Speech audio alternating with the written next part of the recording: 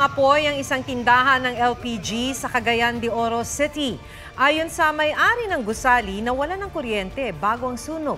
3 tauhan ng tindahan ng sugatan. Inaalam ng BFP kung iligal na nagre-refill ng LPG canisters ang tindahan. Patuloy na kinokontak ng mga otoridad ang may-ari ng tindahan. Inamin ni Cassandra Leong na siya ang nag-ayos ng application ng Lucky South 99 Pogo sa Securities and Exchange Commission at accreditation ito sa PAGCOR. Pero wala raw siyang kinalaman sa negosyo ng pamilya ng boyfriend niyang si Wesley Guo, kapatid ni dismissed Banban Mayor Alice Guo. May report si Rafi Tima. Kinonsensya ng isang mambabata si Cassandra Leong para magsalita. These are all the torture victims na nakuha sa cellphone doon sa Porac at sa Banban. Ito naman yung mga namatay. They are 66 foreigners, almost all Chinese. Nakita mo na ba sila? Hindi pa? Hindi po. Okay. The reason why I showed you all these pictures is for you to realize the gravity of what you are into right now. Kalaunan, inamin ni Ong na siya ang nag-ayos ng application ng Lucky South 99 at Whirlwind Corporation sa Securities and Exchange Commission. Gayon din ang accreditation ng Lucky South sa PAGCOR. Ninong daw niya si Mr. Warren Wu na hinihinalang Presidente and Finance Officer ng Lucky South 99. Yung business po namin is nag-rent lang para sa mga Ano po yung business niyo? building, real estate lang po. I'm not related to any Pogo po. Wala rin daw siyang kinalaman sa Pogo Hub sa Bamban Tarlac at sa mga negosyo ng mga Go. Paano niyo po nakilala ang mga Go? Boyfriend ko po si Wesley Go. Therefore, malapit ka kay Alice Go. Hindi po. Pumayag si Ong na pumirma ng waiver para mabusisi ang kanyang bank accounts. Ang kasamang nahuli sa Indonesia ni Cassandra na si Sheila Go, nauna na rin sinabi na wala siyang kinalaman sa negosyo ng mga Go. Pero ayon kay Senator Win Gatchalian, may share sa 10 negosyo ng pamilya Go si Sheila at corporate secretary sa siyam na kumpanya. Over the span of 9 to 10 years, 90 plus times, 93 times siya pumirma sa iba't ibang dokumento. So ibig sabihin, sa documents alone, sentro siya sa aktibidad ng Go family. Sa susunod na pagdinig ng Senado, gusto rin nilang maimbita si Ong na nasa kustodiya ngayon ng Kamara at si Atty. Elmer Galicia na nagsabing nakaharap niya si Alice nito ng August 14 nang initaro niya ang counter affidavit nito. Gusto namang panagutin ng DOJ ang mga abogado ni Alice Go dahil sa pagsasabing nasa bansa pa ang tinatawsik na mayor pero nakaalis na pala. Pero gate ni Atty. Stephen David, hindi siya nagsinungaling. Sinabi lang daw niya kung ano ang sinabi sa kanya ng kanyang kliyente. Rafi Tima nagbabalita para sa GMA Integrated News. Kapapasok lang na balita. Patay ang isang babae matapos pagbabarilin sa emergency room ng isang ospital sa Dasmariñas City sa Cavite. Pinagbabaril ang babae habang tulog sa hospital bed. Sugatan din sa pamamaril ang nanay ng biktima na nagbabantay sa kanya habang binaril din ng suspect ang isang security guard. Sugatan ng isa pang babae na tinamaan ng bala na tumalbog sa semento. Tumakas ang suspect sakay ng nakaabang na motorsiklo.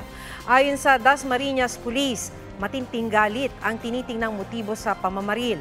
Nagbibigay raw kasi ng impormasyon ng biktima sa mga pulis tungkol sa mga iligal na aktibidad sa kanilang lugar. Nahuli na raw ng mga pulis ang isa sa 2 kasabwat ng gunman.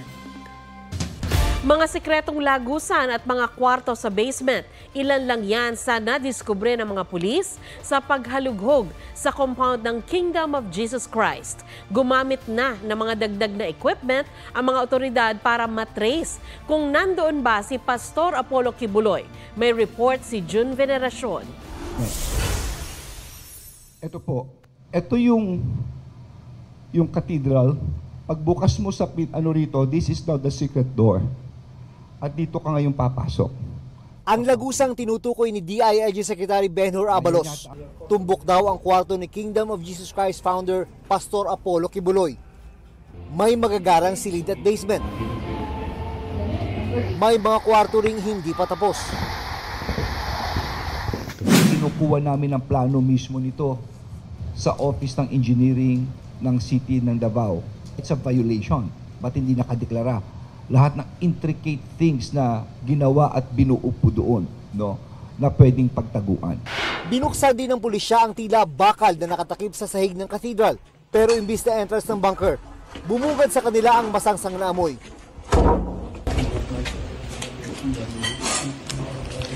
Based dun sa nadidetect ng device, ng heartbeat, masasabi na merong underground facility. The issuance of the TPO was precisely done to eliminate PNP's restriction and control of the premises. Their presence here. Kasi sa tingin po namin, na-serve na yung warrant of arrest. Wala si Pastor Apollo Kibuloy po dito. May iba pang equipment na pinasok ang PNP sa KOJC compound. Ang aparatong kadalasang ginagamit sa search and rescue operations at kayang makadetect ng vital signs, galaw at boses ng tao.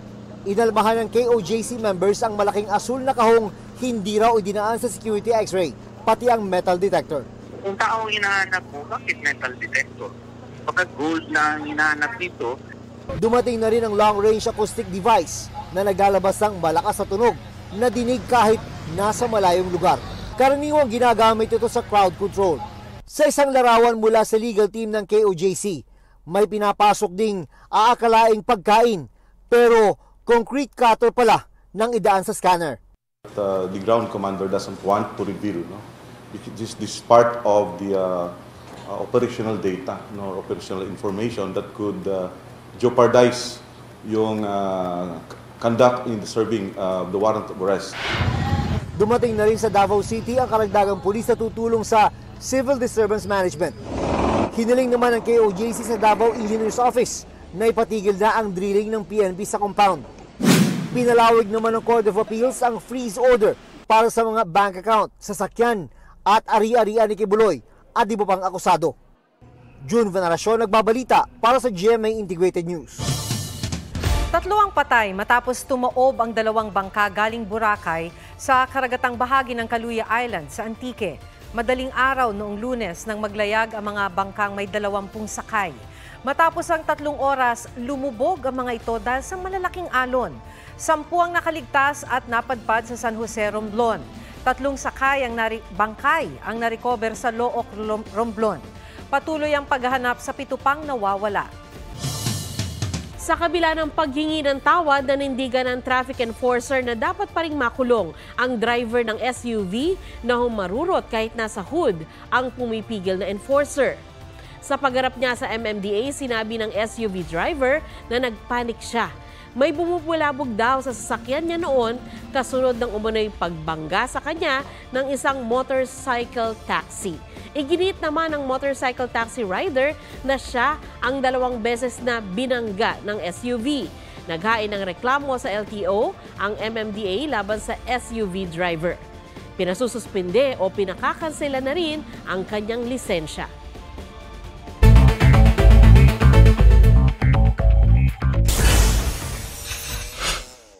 Iloilo City, isinailalim sa state of calamity dahil sa dengue outbreak. Pagkakaroon ng rashes o butlig, kasama na sa health declaration ng electronic travel forms sa mga pasaherong papasok at palabas ng bansa bilang paghihigpit kontra Mpox. Kampo ni dating Congressman Arnie Teves, itinanggi ang anunsyo ng DOJ na ibinasura raw ng Timor-Leste ang apela nila kontra extradition request ng gobyerno ng Pilipinas. John Consulta, nagbabalita para sa GMA Integrated News.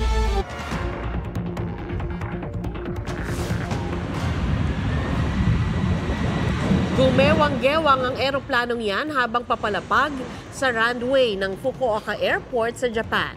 Pahirapan ang landing dahil sa lakas ng hangin bunsod ng Typhoon Shanshan. Hanggang sa hindi na lang tumuloy sa paglapag ang eroplano. 3 ang nasawi sa pananalasa ng bagyo sa Southwest Japan. Milyon-milyon ang pinalikas.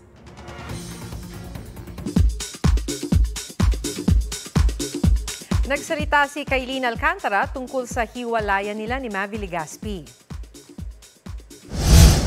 I will treasure that moment po kasi syempre it makes me who I am today, or it made me who I am today with all that happened. Sa Fast Talk with Boy Abunda, sinabi ng Shining Inheritance star na sa bawat relasyon, mapa-professional, friendly o romantic man, sinusubukan niyang may matutunan. Good experience man o bad. Grateful din daw siya sa lahat ng naging experience.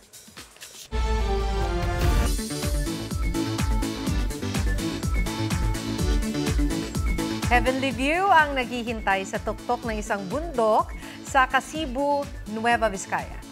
Ang bayan may pinagmamalaki ring waterfalls. G tayo riyan kasama si Mariz Umali. Manlalaki ang mata mo sa laki ng batong ito. Ewan ko na lang kung hindi mo balikan ang Dimalikan Rock. Ihanda ang mga tuhod sa isang oras na akyatan. Ang ultimate goal, ang tuktok ng tinaguriang Rocky Mountain ng Cebu, Nueva Vizcaya. Hingang malalim para kayanin ang pang-top of the world view nito. Bonus pa kung maabutan ng Sea of Clouds. Huwag na tayong lumayo sa Cebu at puntahan ng Adrenaline Falls. Tila mini pool ang bagsakan ng tubig na kasing linaw ng kristal. Dagdag distressor pa ang dami ng punong nakapaligid sa talon. Mariz Umali nagbabalita para sa GMA Integrated News. Yan po ang State of the Nation. Para sa mas malaking misyon, ako si Maki Pulido. Para sa mas malawak na paglilingkod sa bayan, sa ngalan ni Ato Maraulio, ako si Sandra Aguinaldo.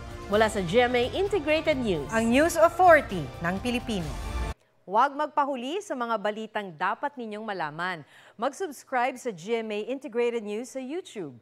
Sa mga kapuso abroad, subaybayan nyo kami sa GMA Pinoy TV at sa www.gmanews.tv.